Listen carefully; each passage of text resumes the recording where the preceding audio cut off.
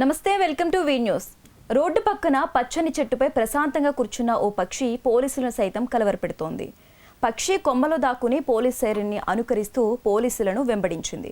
ఈ ఘటన లండన్లో చోటు చేసుకుంది. వివరాల్లోకి వెళ్తే లండన్లోని థేమ్స్ వ్యాలీ పోలీస్ స్టేషన్ పక్కనే ఓ చెట్టు ఉంది.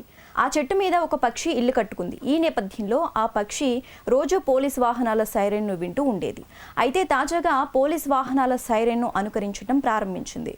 పోలీస్ వాహనాల సైరన్లా అచ్చం మోగుతోంది. దీంతో రోడ్డుపై అటూ ఇటూ వెళ్తున్న ప్రయాణికులు తమను పోలీసులు వెంబడిస్తున్నారని భావించి ఎందుకు వెంబడిస్తున్నారో తెలియక అయోమయంలో పడ్డారు.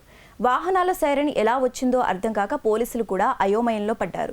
వాహనాలు ఎవరు వాడుతున్నారో చూసేందుకు అక్కడికి పరుగులు తీశారు. దీంతో ఆ ప్రాంతమంతా కూడా గందరగోళంగా మారింది.